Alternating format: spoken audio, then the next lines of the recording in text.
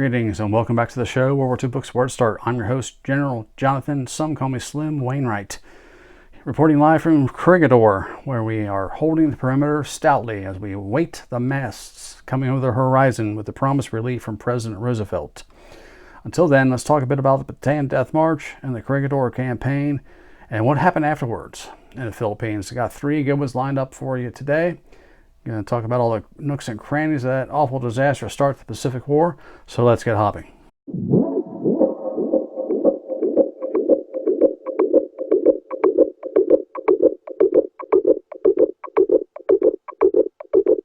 All right, Tears in the Darkness by Michael and Elizabeth Norman from 2009, and this cover is really set for dramatic effect. There's a portrait or a picture of Ben Steele faded against the dark background here to emphasize Tears in the Darkness. It's really stark and bare bones cover for a reason. 2009, this is going to concern Ben Steele, an enlistee in the Army from the great state of Montana, rancher's son who grew up tough in hard circumstances during the Depression, of course, like so many American boys in that era. He is herding sheep and he's learning to love horses and the slow-paced lifestyle of rural farming and ranching. He learned how to sleep around a campfire with a rope looped around him at night to keep away the snakes, and how to survive the bitter cold of a shepherd's life in the exact middle of nowhere. When he was a teen, he would drive shepherds to the town on payday so they could blow their entire earnings at the local watering hole, and then drive them home, back up to their encampments. And in the morning, his boss would send them back up the mountainside with a jug of whiskey to give them the hair of the dog so they get their heads straightened out and get back to their jobs. That's life in the 30s, man. Rough stuff. So after he volunteers for the Army, ends up in Texas long enough before shipping out to buy a horse, because he misses his horse being in the Army now.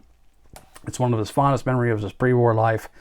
And I believe I remember he volunteered because his mother advised him that war was coming and he was going to be in there one way or another, and he ought to get in as a volunteer, so he kind of pick and choose maybe what he wanted to do and have a better time of it. So that's why that happened. On the troop ship on the way out there to the Philippines, he meets a guy who's going to be one of his best friends there, and kind of they're getting to know each other. Friendship. It sounds kind of hokey, just relating it to you here, but it's genuinely kind of heartwarming, innocent look back at the 30s. It's kind of bizarre. Things have changed so much. It's kind of unrecognizable now how they were talking to each other and how they related to each other. So once they're in the Philippines, they've just got a little bit of time to adjust to life out there in the Orient, the Pearl of the Orient, as the Philippines was kind of called, Manila, and adjust themselves to the Army experience out there before the war starts. Ben Steele's experience of Bataan and the Death March are in line with most other recountings of that event. Bad to awful, but of course the reward for surviving was a prison camp run by sadistic, many times uneducated, lower status Japanese officers as well as other ranks.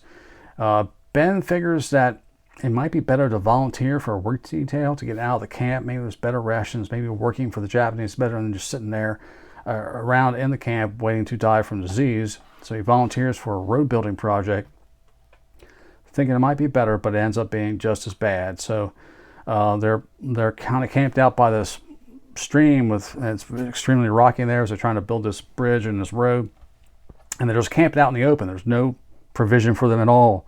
They just lay down on the rocks and the dirt and the mud, and of course they're swarmed by covered in insects. They say they kind of get a little blanket over them in the morning when they wake up with the mosquitoes all over them.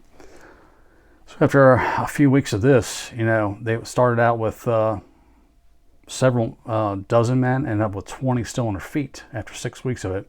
They get taken back to Bilibid prison to recover, which will take months. He doesn't get any mail till 43, delivered by the SS Gripsholm, a neutral Swiss vessel that has a bit of a history to the Pacific War. It's featured here and there in other books I've read on the war. And he eventually gets taken to Japan on a hell ship named the Canadian Inventor. And his hell ship experience is in line with everyone else's. It's pretty awful. He then gets to work in a coal mine, I think, like just about everybody else. Beaten, starved, tortured, disease, the whole 9 yards. It's a kind of a standard thing. It's kind of samey from person to person. Their experience in Japan was roughly equivocal. The pace and style and tone of the authors is what set this apart and makes it a special experience. It's my second time reading it, and I don't own it. I listen to audio, but getting this from the library, I noticed Ben Steele was a sketch artist, and he developed his talent during the war, drawing surreptitiously because the guards would beat him and take his drawings and maybe punish him more severely if they found it.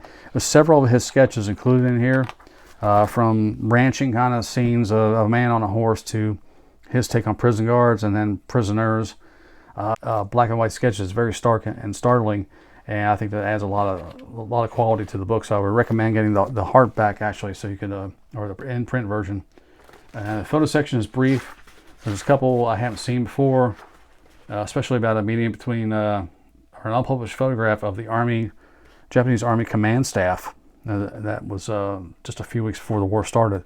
There's like 100 of them here, just posing right before the start of the war. They kind of knew what was going to happen, so they're taking their happy picture of what they were before. I'd never seen that one before. The tone and style on this is excellent, and if anything, it may go on a little bit too long in his post-war stuff and his late life stuff. It ends on a kind of a bizarre tone, a bizarre note, and a bizarre kind of anecdote. He's doing an interview at an NPR station somewhere in Montana, and he has a debilitating attack. And they have to take him to the hospital, and he wakes up a few days or a few weeks later, and it ends with something like, I thought they got me that time. And then it just ends right there. It's kind of a really bizarre way to end it. It doesn't quite accord with the tone of the book. And I think they were kind of hunting around for a good way to sign off. They didn't find one there. But other than that, this is a 5-star bio/memoir. It's kind of virtually unknown. It's obscure, but it's a recent one. It's published in the 2000s. I highly recommend it. That's Tears in the Darkness, the story of the Bataan Death March by Michael and Elizabeth Norman.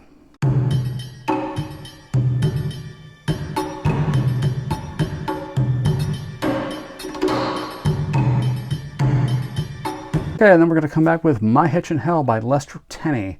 Lester Tenney, full name, Tennenberg, enlisted in the National Guard unit, pre-war out of Chicago, and ends up doing more cooking than anything in his tank unit for training before being shipped out to the Pacific. He's a natural scrounger and figures a way to trade Japanese trinkets and war trophies to Navy personnel on Corregidor aboard a submarine tender Canopus for hot meals.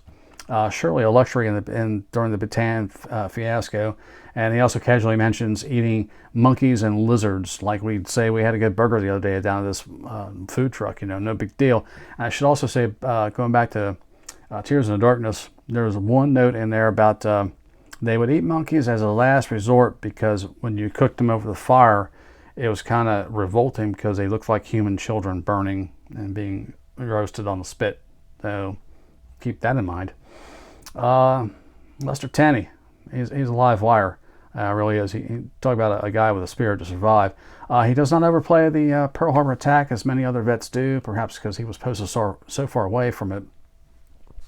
But I think he does overdo the significance of holding out on Bataan. He's claiming Yamashita's troops would surely have been used to invade Australia if Bataan had collapsed quickly.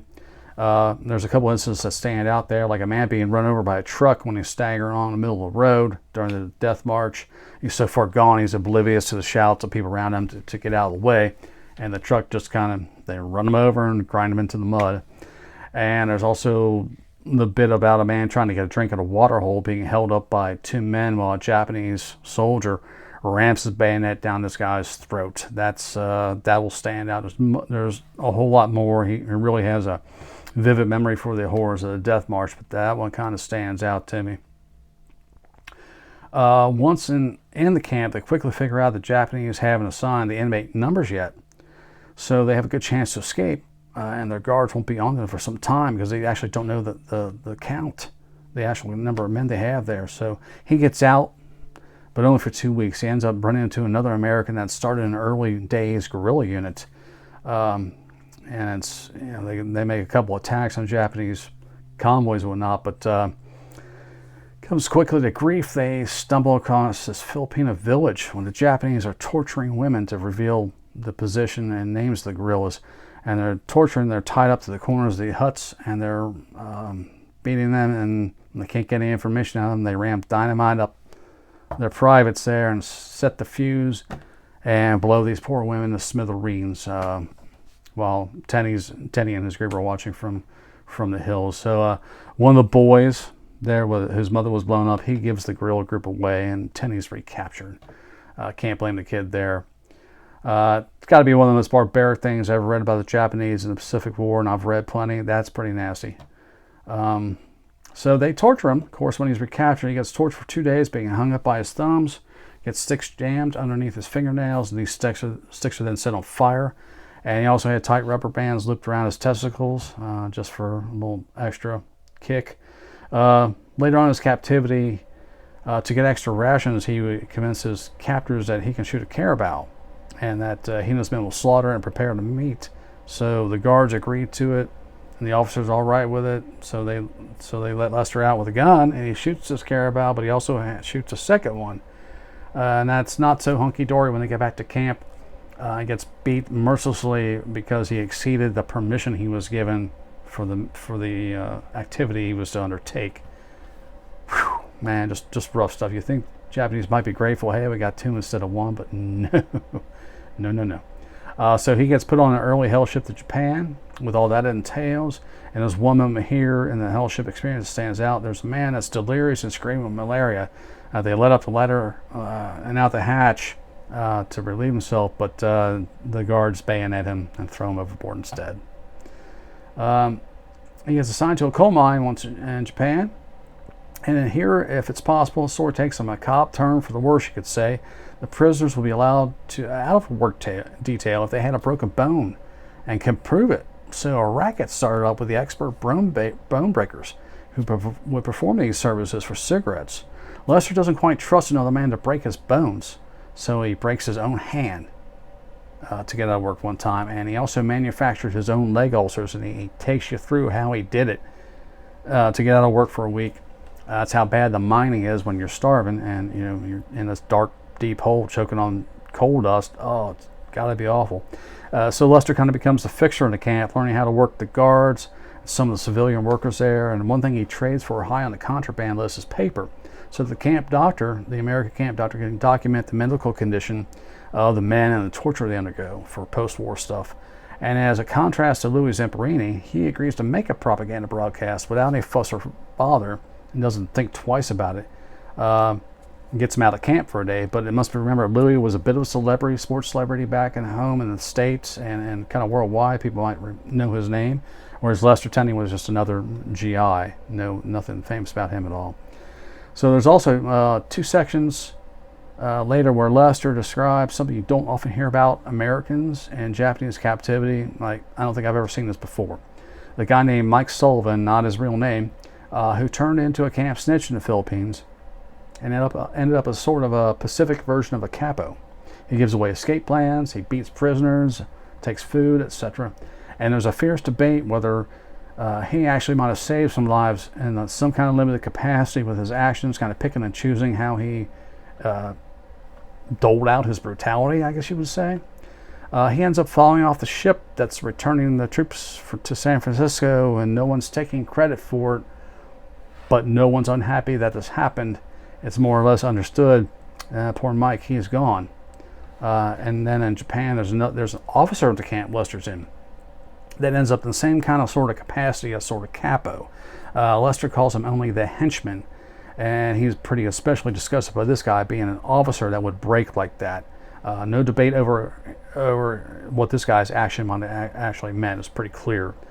When he gets home, after 3 months of medical treatment, and he was one of the lighter cases, only 3 months, although I'm sure he probably went back to the VA hospitals after that for further treatment for years off and on. But he had a hard time with the culture shift and the culture shock, having just been gone for 3 years, and what's going on in America.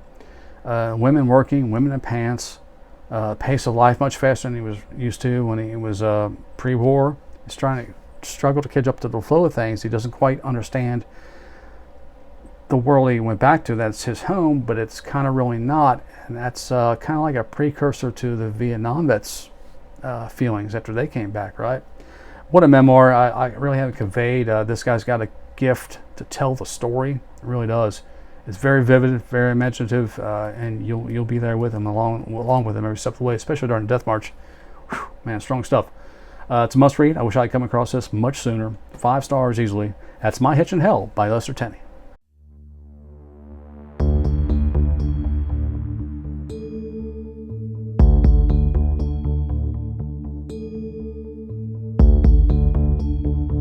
All right, then we'll finish up today with Undefeated by Bill Sloan.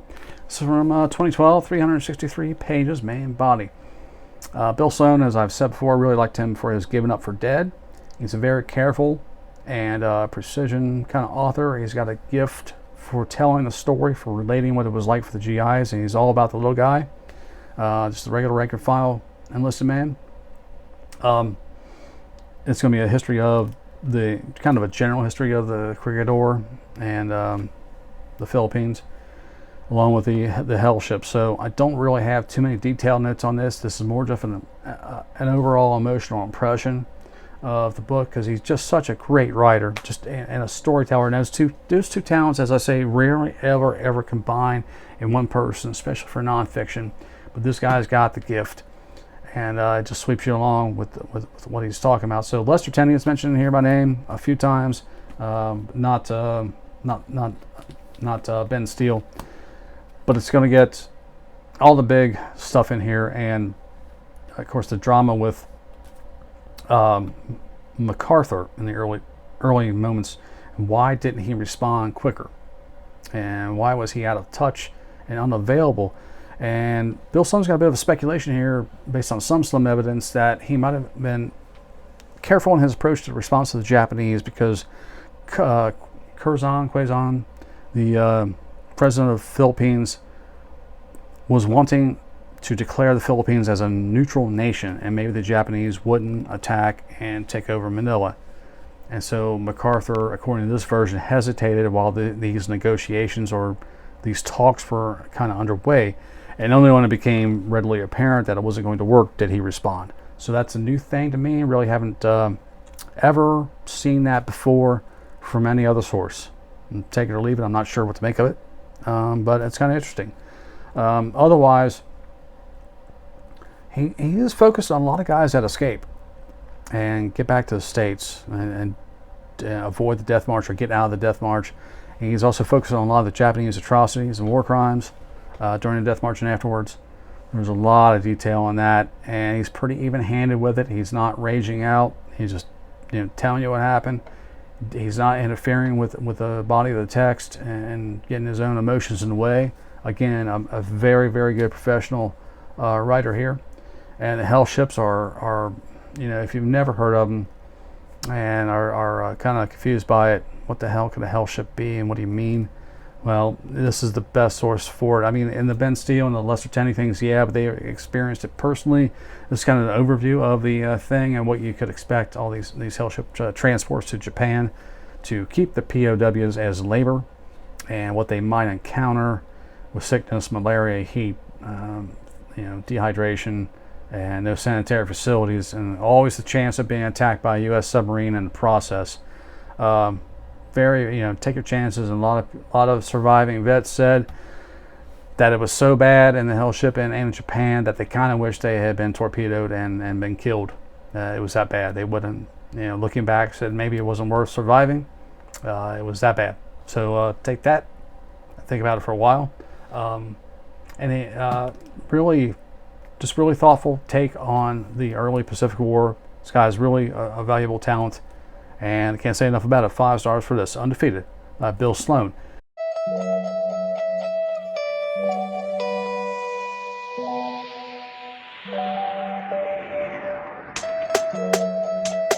And that will wrap it up today for our early war and bad stuff in the Philippines. Kind of samey. These are all kind of samey because it's all very tight.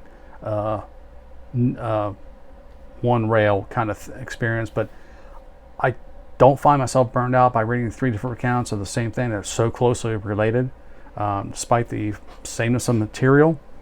It's fascinating. It really is. Within that short time space and within that tight geographical area, that had so many different atrocities and different experiences of different people there. It's well worth reading all three, I think. So until next time, I hope one of these or all of these have piqued your interest. I'm General Slim Wainwright. I'm going to write my memoirs.